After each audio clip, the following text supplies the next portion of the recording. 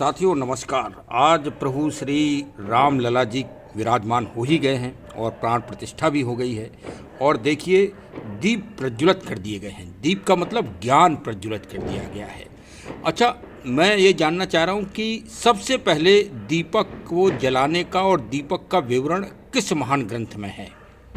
देखिए, सबसे पहले प्रभु श्री राम लला जी को त्रिग्वेद सुनाए गए और त्रिग्वेद में ही दीपक का जो ज्योति का जो महत्व है वो दर्शाया गया है और उसी का विस्तृत वर्णन है बृहद उपनिषद में, तमसो मार ज्योतिर्गमय। तो आज से ज्ञान प्रवाह हो रहा है, पूरी दुनिया में ज्ञान प्रवाह होगा।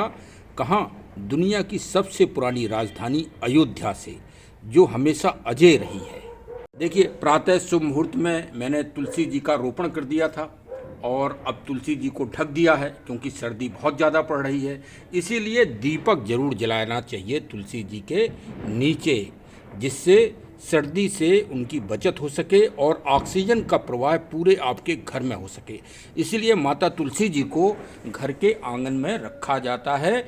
और देखिए, अभी आप प्रभु रामलला जी की मूर्ति देखिए तो सबसे ऊपर तुलसी जी का ही उनको अलंकरण किया गया है। मतलब आभूषण तो सजे हुए हैं, अभी आप मूर्ति में आपको दिखा रहा हूँ, लेकिन सबसे ऊपर तुलसी माता जी हैं। तो अगर दुनिया में जलवायु दंश की भीषण जो समस्या आ रही है, जो विकराल समस्या है, उससे बचना है तो आपको भगवान रामलला जी के प्रकृति के रूप को समझना होगा, क्योंकि प्रकृति के सबसे बड़े नायक अगर कोई है तो प्रभु राम जी हैं।